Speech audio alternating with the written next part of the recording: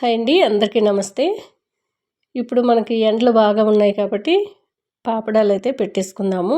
చాలా ఈజీగా పెట్టుకోవచ్చు. మిక్సీ జార్లో ఒక గ్లాస్ వరకు సాబ్దాన్, ఒక గ్లాస్ వరకు రైస్ తీసుకొని మెత్తగా పొడి చేసుకోవాలి. మనకి ఎట్లా వస్తుందంటే ఉప్మా రవ్వ ఉండదు కదా, అలా వస్తుందండి. ఉప్మా రవ్వలాగా వస్తుంది.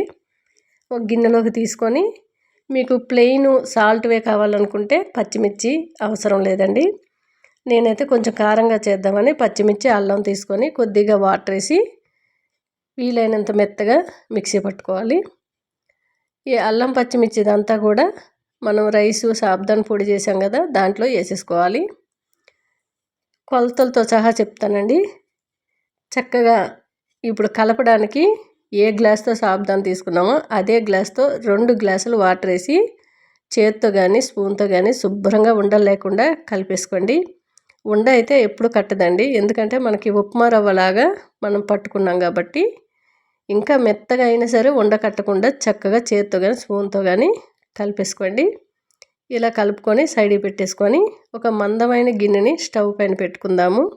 అడుగు అనేది చాలా మందంగా ఉంటే మనకి అడుగంటకుండా నీట్గా ఉడుకుద్ది పిండి. ఆ బాండీలో స్టవ్ పైన పెట్టుకున్న గిన్నెలో 12 గ్లాసుల వరకు వాటర్ వేస్తున్నాను. మనం ఏ గ్లాస్తో సాబ్దాన్ రైస్ తీసుకున్నామో అదే గ్లాస్తో 12 గ్లాసులు వాటర్ తీసుకున్నాను. మీకు అర్థమయ్యేలాగా చెప్పాలంటే ఒక గ్లాస్ సాబ్దాన్కి ఒక గ్లాసు బియ్యంకి కలిపి ఈ వాటర్. మీరు సింగిల్గా ఒక్క గ్లాసే తీసుకోవాలి ఏదైనా అనుకున్నప్పుడు 7 గ్లాసులు వాటర్ అనేది తీసుకోండి. 6 గ్లాసులు స్టవ్ పైన పెట్టండి. ఒక గ్లాస్తో పిండి కలుపుకోండి. ఒక్క గ్లాస్ కొలతది. ఇప్పుడు 2 గ్లాసులు కాబట్టి సాబ్దాన్ గ్లాసు, రైస్ ఒక గ్లాస్ కాబట్టి నేను 14 గ్లాసుల వరకు వాటర్ వేసాను. అంటే స్టవ్ పైన 12, అది కలపడానికి 2 గ్లాసులు వాడాను. ఈ కొలతలతో తీసుకోండి. మంచిగా చక్కగా ఉడికి పిండి మనకు పాపడాలు చక్కగా వచ్చేస్తాయి.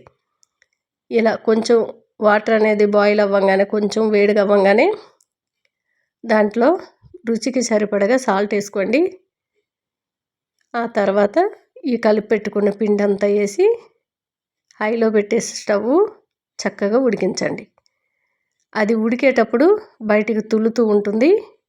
అప్పుడు మీరు స్టవ్ అనేది సిమ్లో పెట్టుకోండి. చక్కగా కాసేపు ఉడికించండి, ఒక 5-10 నిమిషాలు. అలా ఉడికిన వల్ల మనకి పాపడాలు చక్కగా పొంగుతూ వస్తాయండి. చాలా చిక్కబడిపోతుంది, త్వరగా చిక్కబడుతుంది. సాబ్దాన్ వేసుకున్నాం కదా, అందుకని చక్కగా ఉడికింది ఉడకంది మనకు తెలుస్తుందండి. గరిటలో చూసారా, ఆ రవ్వ అనేది చక్కగా ఉడికినట్లు మనకి మెరుపు వస్తుంది అనమాట సాబ్దాను. ఆ మెరుపు వచ్చిందంటే ఇంక ఉడికిపోయినట్టే. మనకి ఎట్లా జెల్లీ ఉంటుంది చూడండి, జెల్లీ స్వీటు, చాక్లెటు అలా ఉంటుంది అనమాట ఉడికేటప్పుడు. ఇక ఇది కొంచెం సాల్ట్ వేసి ప్లెయిన్గా కూడా పెట్టుకోవచ్చు. నేనైతే ఒక 1/2 స్పూన్ వరకు వాము, జీలకర్ర, నువ్వులు అయితే వేస్తున్నానండి. మీకు అవి వద్దు అనుకుంటే చక్కగా సాల్ట్ వేసి కూడా పెట్టేయచ్చు. ఒకప్పుడు నేను కవర్ పైన అయితే పెట్టేదాన్ని. పోయిన సంవత్సరం కవర్ పైన పెడితే చాలామంది ప్రాసెస్ అంతా బాగుంది కానీ మీరు కవరు యూజ్ చేయకండి అని చెప్పారు.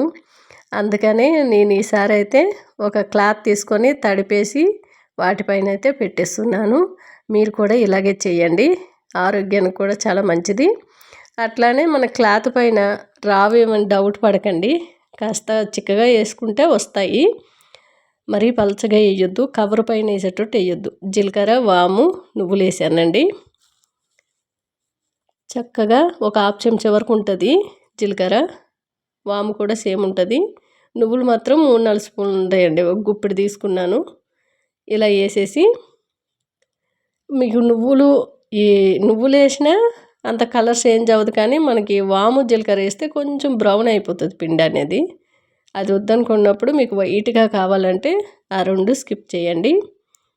చక్కగా ఒక క్లాత్ తీసుకొని, కాటన్ క్లాత్ అండి, వాటిని వాటర్లో తడిపి చుట్టూ ఏవైనా రాళ్ళు పెట్టండి ఎగరకుండా.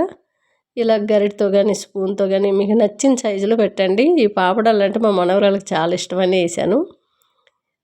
ఒక్కసారి ఎక్కువ పెట్టలేను కానీ కొద్దిగా పెడుతూ ఉంటాను. ఎండ బాగా ఉంది కాబట్టి మా మనవరాలు చూడండి నాకు గొడుగు పట్టుకుంది. ఎండ బాగా ఉంది, నా కోసమే చేస్తున్నావు కదా, గొడుగు పడతాను, గొడుగు పట్టింది. సరే అన్న. ఇక ఇలాంటి చిన్న చిన్న హెల్ప్లు అయితే చేస్తుంది తన కోసం ఏదైనా చేస్తే. లేకుంటే పట్టించుకోదు. ఇదిగోండి ఇలా అయితే చిన్న చిన్న పాపడాలు చేసేసాను. చక్కగా ఒక రోజంతా ఎండలు బాగున్నాయి కాబట్టి చక్కగా ఎండిపోయాయి నైట్ కల్లా. కానీ నేను నైట్ తీయలేదు. మార్నింగ్ అయితే క్లాత్ ఇలాగ అయ్యిందండి. మనకి ఫ్యాన్ కింద వేసానమాట. నైటు లైట్గా పచ్చిగుండే అవి తీసుకెళ్ళి ఫ్యాన్ కింద పెడితే మార్నింగ్కి ఇలాగ అయిపోయాయి గట్టిగా.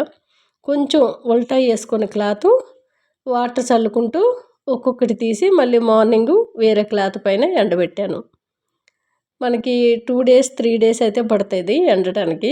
ఎండలు బాగా ఉంటే 2 డేస్, ఒకరోజు వేసి ఒకరోజు మళ్ళీ ఉల్టా వేసి ఎండబెట్టుకొని చక్కగా వేడి వేడి ఆయిల్లో ఫ్రై చేసుకుంటే పిల్లలకు కావాల్సినప్పుడు ఇవ్వచ్చు. పిల్లలు ఎప్పుడు పడితే అప్పుడు అడుగుతూ ఉంటారు కదా, 2 వేయించి ఇచ్చినట్లయితే.